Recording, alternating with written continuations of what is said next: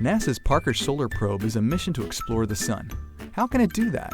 Why won't the spacecraft melt? Excellent questions. You can't face off with the sun without packing the right gear. This is why Solar Probe is equipped with a white shield that reflects heat off the front and keeps things cool in the back. The heat shield is made out of a couple of different materials. One is carbon-carbon, which is a lot like the graphite epoxy you might see in your golf clubs or your tennis racket, but it's just been superheated. The inside is a carbon foam, which is just another form of carbon and is actually about 97% air. It's a very lightweight way of making a very strong structure. Nobody likes a needy explorer. Solar Probe can take care of itself, thank you very much. And that's because it has autonomy software that will keep its instruments safe and cool behind the heat shield. We're too far away to joystick it into place, so it basically has to always be sensing whether or not the heat shield is in the right position and correct itself if it isn't. There are these things called solar limb sensors that are just poking out at the very edge of the shadow, and if those get illuminated, the spacecraft knows, oh, I'm going the wrong direction, and can actually right itself. It's important to stay hydrated in the sun, even for a spacecraft.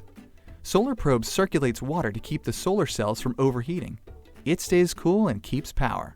So basically, water flows behind the solar rays and into the radiators, and so the water warms up when it's behind the solar cells and then cools down up at the radiators, and so that heat transfer is happening a lot like the veins in your body. Yes, you read right. Heat is not the same as temperature. Temperature is a measurement, but heat is energy transfer. This matters because Solar Probe will be visiting the sun's outer layer, the corona. Like all stars, the sun is made of plasma. How tightly packed that plasma is depends on the layer.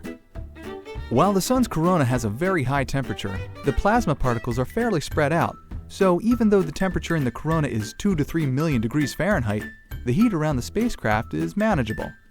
The corona and where we're going is actually not that dense at all. There are only a couple particles. And so when we think about it, those are very hot, but we're not touching a lot of them. It's the kind of like when you put your hand into an oven, and the oven might be at 400 or 500 degrees Fahrenheit, but your hand isn't at 400 or 500 degrees Fahrenheit.